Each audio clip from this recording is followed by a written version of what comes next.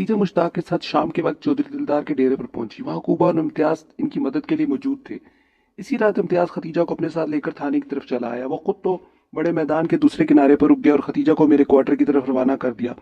खदीजा को बड़ी अच्छी तरह समझा दिया गया था कि इसने भरपूर अदाकारी का मुजाहरा करते हुए कौन सा कारनामा अंजाम देना है। वो सरतापात चादर में लिपटी हुई रात 10 बजे मेरे क्वार्टर में आ गई। मैंने इसकी दुखभरी कहानी सुनी और तसल्ली दिलासा देकर इसे रुखसत कर दिया। मेरे वहम गुमान में भी नहीं था कि खदीजा ने अपनी मजलूमियत का रोना रोकर मुझे कौन सा हाथ दिखा दिया था। जब मैं इसे चरपाई पर बिठाकर अपने लिए कुर्सी लेने के लिए कमरे में गया था तो इसे काम दिखाने का मौका मिल गया। मेरी चरपाई के नजदीक छोटी मेज पर वो चारों फाइलें रखी थीं जिन्हें मुताले की गर्ज से मैं उठा लाया था। खदीजा ने नहायत सफाई के साथ सुर्ख जल्द वाली फाइल को मेज से उठाया और अपनी चादर के अंदर गायब कर दिया। यही वो मिशन था जो मलिक गफ्फार ने इसे सौंपा था। मेरी हमदर्दियां समेट कर वो क्वार्टर से चली गई। इस दौरान मैं इसकी अलमनाक दास्तान हयात सुनने में इस कदर महफ रहा कि एक लम्हे के लिए भी मेरा ध्यान मेज वाली फाइलों की तरफ नहीं गया था। और बाद में भी ऐसी अफरा तफरी रही कि मुझे फाइलों को हाथ लगाने का मौका न मिल सका। और जब आज रात मौका मिला तो मैंने रेड फाइल को गायब पाया और अब कूबा इसी रेड फाइल के हवाले से सनसनीखेज इंकिशाफ कर रहा था। इसके मुताबिक मेरे क्वार्टर से निकलने के बाद खदीजा बड़े मैदान के दूसरे किनारे पर पहुंची जहां इम्तियाज इसका इंतजार कर रहा था। फिर वो दोनों एहतियात से चलते हुए किसी की नजर में आए बगैर महफूज रास्ते से डेरे पर पहुंच गए। यहाँ से मुश्ताक और इम्तियाज घोड़ों पर सवार हुए। खदीजा मुश्ताक के साथ घोड़े पर बैठी और वो लोग मोजे जिंडियाला कलां की तरफ रवाना हो गए। रेड फाइल को मुश्ताक ने अपने पास महफूज कर लिया था। इम्तियाज को महज इनके साथ और मदद के लिए रवाना किया गया था। ये चौधरी दिलदार का हुक्म था। इम्तियाज ने इन्हें बाहिफाजत जंडियाला कलां पहुंचाकर वापस अहमदनगर आ जाना था। कूबा की मालूमात बस यहीं तक महदूद थी। वो खामोश हुआ तो मैंने कहा, खदीजा को इम्तियाज ने कत्ल किया है या मुश्ताक ने? जनाब, मैं इस बारे में कुछ नहीं जानता। वो गहरी संजीदगी से बोला, अगर मालूम होता तो मैं आपको जरूर बता देता। इम्तियाज वापस आ जाए तो फिर ही इस राज से पर्दा उठेगा। मेरी तजर्बाकार और मुजरिम शनास नजर ने बखूबी अंदाजा लगा लिया कि कूबा गलत बयानी से काम नहीं ले रहा था।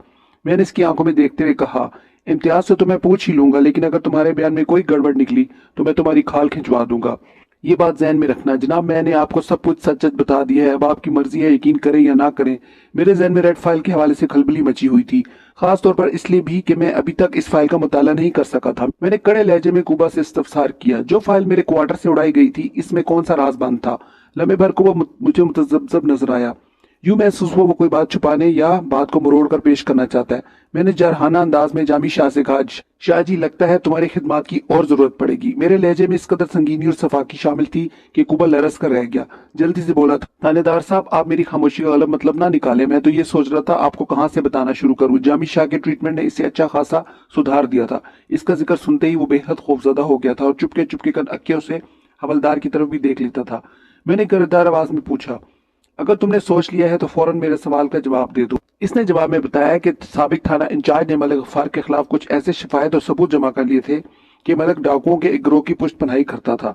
ये गिरोह इस जंगल और आसपास के इलाकों में बड़ी बड़ी वारदातें करता और अपनी आमदनी का निस्फ हिस्सा वो मलिक गफ्फार की खिदमत में पेश कर देते। डाकुओं और मलिक गफ्फार की इस मुनाफा बख्श रिश्तेदारी के कागजी सबूत रेड फाइल में महफूज थे। वो रेड फाइल साबिक थाना इंचार्ज रफीक सियाल के कब्जे में थी। रफीक सियाल चौधरी दिलदार से गहरी दोस्ती रखता था और चौधरी दिलदार मलिक गफ्फार का लंगोटिया यार था।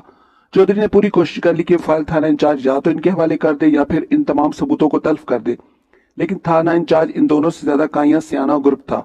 जब भी चौधरी इस फाइल का जिक्र करता वो मुस्कुरा कर कह देता, चौधरी साहब, मेरे होते हुए आपको और मलिक साहब को परेशान होने की क्या जरूरत है? आप लोग अपना काम जारी रखें। अपने मलिक साहब से कहो कि मेरा हिस्सा पाबंदी से मिलना चाहिए, बाकी सब ठीक है। मैं यहाँ थाने में बैठा हूं ना, ये तमाम इलाका जात इसी थाने की हदूद में आते हैं। किसी माई के लाल की जरूरत नहीं कि मलिक साहब की तरफ या फिर इनके डाकुओं की तरफ आंख उठाकर भी देखे। इसी तरह यह सिलसिला काफी अरसे से चला आ रहा था। फिर रफीक सियाल को बदउनवानी और रिश्वत सतानी की बिना पर अचानक मुअत्तल कर दिया गया। इस दफ्तार ने इस रेड फाइल से मुतल्लिक कोई फैसला करने की मोहलत ना दी। इस तरह दीगर फाइलों के साथ ही वो फाइल मेरे हवाले में आ गई। रफीक सियाल के साथ तो मलिक गफ्फार का गठजोड़ चल रहा था, लेकिन नए थाने इंचार्ज यानी मुझसे इसे कोई तवक्को नहीं थी। मलिक ने किस तरह साबिक थाना इंचार्ज को अप्रोच किया और ये मालूमात हासिल करने में कामयाब हो गया कि इसके खिलाफ तमाम तर मवाद किस फाइल में मौजूद है। चुनाचा मलिक गफ्फार ने खदीजा और मुश्ताक को भेजकर चौधरी दिलदार के बंदों के ताउन से मज़कूरा फाइल हासिल कर ली। एक बात मेरे ज़हन में खटक रही थी और वो ये कि मलिक गफ्फार को कैसे मालूम हुआ इसके केस वाली रेड फाइल में किस वक्त थाने वाली अलमारी से निकालकर अपने क्वार्टर में ले जाऊंगा।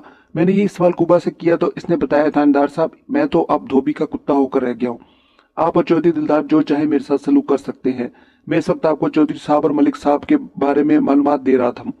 आपके कब्जे में मेरा क्या हशर होगा इसका अंदाजा हवलदार के रवैये से मैं लगा सकता हूँ, लेकिन चौधरी साहब मेरा क्या हशर करेंगे इस बारे में मैं कुछ नहीं जानता। میں نے کہا تمہارے چودھری اور ملک کو تو میں ایسا سیدھا کروں گا کہ وہ کسی کی ناک پر بیٹھی ہوئی مکھی کو بھی نہیں اڑا سکیں گے۔ تمہاری خیریت اسی میں ہے کہ قانون کے ساتھ تعاون کرو۔ میں وعدہ کرتا ہوں کہ اس تعاون کے بدلے میں چودھری اور ملک کی طرف سے تم پر کوئی آنچ نہیں آنے دوں گا۔ میں محسوس کر رہا ہوں آپ ہی کے سائے میں مجھے پناہ مل سکتی ہے۔ وہ اس بات میں سر ہلاتے ہوئے بولا۔ میں نے کہا پھر فوراً میرے سوال کا جواب دے دو۔ کوبا کے مطابق چودھری دلدار کا ایک وفادار میرے تھانے میں موجود تھا جو یہاں کی اہم خبریں چودھری تک پہنچاتا تھا۔ پہلے پروگرام یہ تھا کہ وہ کالی بھیڑ میری نگاہ بچا کر کس طرح ریڈ فائل الماری میں سے نکال کر ڈیرے تک پہنچائے گی، لیکن پھر اسی شخص نے اطلاع دی کہ تھانے دار صاحب دوسری فائلوں کے ساتھ مطلوبہ فائل کو بھی اپنے کوارٹر پر لے گئے ہیں۔ اس دوران ختیجہ اور مشتاق ڈیرے پر پہنچ گئے تھے، لہٰذا فائل تک رسائی حاصل کرنے کے لیے فوری منصوبہ بندی کی گئی۔ ختیجہ کو اچھی طرح سمجھا دیا گیا کہ اس نے کس طرح بھرپور اداکاری کر کے میرے کوارٹر میں سے وہ فائل چرانی ہے۔ ختیجہ کو مصطفیٰ کی بیوی کا رول ادا کرنے کے لیے امتیاز نے کہا تھا۔ اس کی نظر میں یہ ایک طرح کی تفریح تھی۔ اسے یقین تھا کہ میں چونکہ اس تھانے میں نیا تعینات ہوا ہوں، اس لیے مجھے ختیجہ کے بیان پر کسی قسم کا شک نہیں ہوگا، اور ایسا ہی ہوا بھی تھا۔ کوبا یہ تفصیل بیان کر چکا تو میں نے چپتے ہوئے لہجے میں استفسار کیا، کوبا تم نے چودھری دلدار کے جس وفادار کی طرف اشارہ کیا ہے وہ اس تھانے کا ASI شہزاد تو نہیں؟ اس نے چکنا نظر سے دائیں بائیں دیکھا اور اس بات میں سر ہلاتے ہوئے دھیمے لہجے میں بولا، آپ بالکل ٹھیک کہہ رہے ہیں، شہزاد اس وقت تھانے میں موجود ہے۔ حوالدار جامی شاہ نے چونک کر میری طرف دیکھا۔ میں نے کوبا سے پوچھا، تمہاری گرفتاری کے فوراً بعد شہزاد کو اس واقعے کی خبر ہو گئی تھی اور یقیناً اس نے اس بارے میں چودھری دلدار کو اطلاع پہنچا دی ہوگی، پھر ابھی تک چودھری تھانے کیوں نہیں پہنچا؟ چودھری صاحب صبح سے چک گئے ہوئے ہیں، وہ احمد نگر میں نہیں ہے، کوبا نے جواب دیا۔ میں نے ایک طویل سانس خارج کی۔ اب بات آ گئی سمجھ میں بھی کہوں ASI اتنا مضطرب کیوں ہے؟ حوالدار جامی شاہ نے شوق نظر سے مجھے دیکھا اور پوچھا، ملک صاحب میرے لیے کیا حکم ہے؟ میں نے اس کی نگاہ میں پوشیدہ مہم جوئی کی خواہش کو فوراً پڑھ لیا اور کہا، تم ASI کے پاس جاؤ اور اس سے کہو کہ ملک صاحب نے بلایا ہے، اس کے پیچھے پیچھے تم بھی آ جانا، پھر دیکھتے ہیں اس غدار کے ساتھ کیا ہو سکتا ہے۔ حوالدار جیسے ہی جانے کے لیے مڑا، کمرے کے باہر ایسی آواز پیدا ہوئی جیسے کوئی تیزی کے ساتھ وہاں سے ہٹنے کی کوشش کر رہا ہو۔ میری چھٹی حس نے فوراً خبردار کیا کہ دروازے کے قریب چھپ کر کوئی شخص ہماری باتیں سن رہا تھا، اور وہ شخص میرے خیال میں ASI کے سوا اور کوئی نہیں ہو سکتا تھا۔ حوالدار نے دروازے سے باہر قدم نکالا ہی تھا کہ وہاں سے فرار ہونے والا بوکلاہٹ میں کسی شے سے ٹکرایا اور خاصی بلند آواز ابھری۔ میں نے اپنی سیٹ چھوڑی اور تیز سے باہر کی طرف لپکا۔ اگر وہ شہزادی تھا تو اسے فرار نہیں ہونا چاہیے تھا۔ باہر کے منظر نے میری توقعات کو پورا کرتے ہوئے دل خوش کر دیا۔ حوالدار کو میں نے ASI کے ساتھ گتم گتا پایا۔ میں نے چشم زدن میں اپنا سربرست ریوالور نکال لیا اور کرخت لہجے میں کہا، شہزاد تمہاری اصلیت ظاہر ہو گئی ہے، کوئی مستعدی دکھانے کی ضرورت نہیں، اس وقت تم خود کو زیر حراست سمجھو۔ پھر میں نے تحکمانہ انداز میں حوالدار سے کہا، جامی شاہ اس بدبخت کو گرفتار کر کے حوالات میں پہنچا دو۔ اس اٹا پٹا کی آوازیں سن کر تھانے کا تمام عملہ موقع پر جمع ہو گیا۔ اگلے ہی لمحے ASI شہزاد کو حوالات کی سلاخوں کے پیچھے پہنچایا جا چکا تھا۔ میں نے جامی شاہ کو ہدایت کی کہ وہ کوبا کو حوالات کے دوسرے کمرے میں بند کر دے، میں واپس آ کر سب کا حساب کتاب کروں گا۔ آپ کہاں جا رہے ہیں ملک صاحب؟ جامی شاہ نے چونک کر مجھ سے پوچھا۔ ایک انتہائی ضروری کام کرنے، میں نے گمبھیر آواز میں کہا، اور اس دوران یہ تھانہ تم سنبھالو۔ میری بات سمجھ رہے ہو نا؟ اس نے اس بات میں سر ہلانے پر اکتفا کیا۔ ریڈ فائل میری کسٹڈی سے چوری ہوئی تھی اور اسے واپس لانے کا فرض بھی مجھ پر ہی عائد ہوتا تھا۔ اگر ملک غفار اس فائل کو تلف کر دیتا تو یہ میری نالائکی اور فرض سے غفلت میں شمار ہوتا۔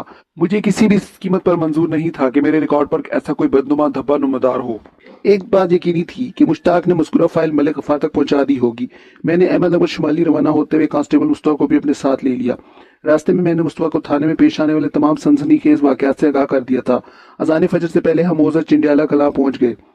ملک غفار کو قابو میں کرنا کوئی آسان کام نہیں تھا، لیکن کوبا اور ASI شہزاد کی صورت میں اس کے خلاف میرے قبضے میں دو ایسے افراد موجود تھے کہ اس کی پیش نہ چل سکی۔ ملک ہی کی نشاندہی پر مشتاق اور امتیاز کو بھی ڈیرے سے گرفتار کر لیا گیا۔ اللہ کا لاکھ لاکھ شکر ہے کہ ریڈ فائل ابھی تک محفوظ تھی، جس کے حصول کے لیے میں نے یہ کٹھنائی اٹھائی تھی۔ میں نے سب سے پہلے اسی فائل کو قبضے میں لے کر دیکھ ڈالا۔ ملک کی بدقسمتی کہ اس نے ابھی تک فائل کو ضائع نہیں کیا تھا۔ مزید بدقسمتی یہ کہ مشتاق کی صورت میں ملک کے ایک اور سنگین جرم کا ثبوت میرے ہاتھ لگ گیا۔ ملک کی ماتوب ختیجہ کو مشتوق نے ملک ہی کے حکم پر موت کے گھاٹ اتارا تھا۔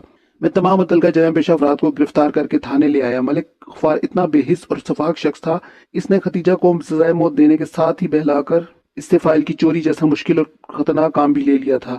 ملک غفار کو جب اندازہ ہو گیا کہ وہ بری طرح قانونی شکنجے میں جکڑا جا چکا ہے تو وہ مجھے بڑے بڑے افسروں سے اپنے تعلقات کی دھمکیاں دینے لگا، لیکن میں اس کی کسی دھونس یا دھمکی میں نہ آیا۔ تھوڑی ہی دیر بعد وہ ہوا کا رخ دیکھتے ہوئے ایک دم نرم پڑ گیا اور لجاجت سے بولا، ملک صاحب اپنے خاندان اور ذات برادری ہی کی راج رکھ لے، میں بھی ملک ہوں۔ میں نے قطع کلامی کرتے ہوئے درشتی سے کہا، مجھے گالی نہ دو غفار، تمہارے کالے کرتوتوں کو دیکھ اور سن کر بہت سے ملکوں کی گردنیں جھک جائیں گی۔ ایک لمحے کے توقف سے میں نے اضافہ کیا، غفار تمہارے جیسے کردار کے مالک لوگوں کا کوئی خاندان، ذات یا برادری نہیں ہوتی۔ تم ڈاکوں کی پشت پناہی کرتے کرتے انہی کی برادری میں شامل ہو چکے ہو۔ तुम्हें मैं किस तरह छोड़ दूं? तुम्हारी उंगली पकड़कर ही तो मैंने डाकुओं के इस ग्रोह को हवालात में बंद करना है, जिनकी कमाई खा खाकर तुम ईंटते रहे हो। मेरी बात समझ में आ रही है ना मोअज़्ज़ज़ डाकू? वो लाजवाब सा होकर ऐसे बेयकीनी से मुझे देखता चला गया जैसे इसके सामने थाना इंचार्ज ना हो, कोई निहायत ही खौफजदा कर देने वाली शय हो सकता है इसे मेरी सूरत में मुल्कुल मौत की शबीह दिखाई दे रही हो।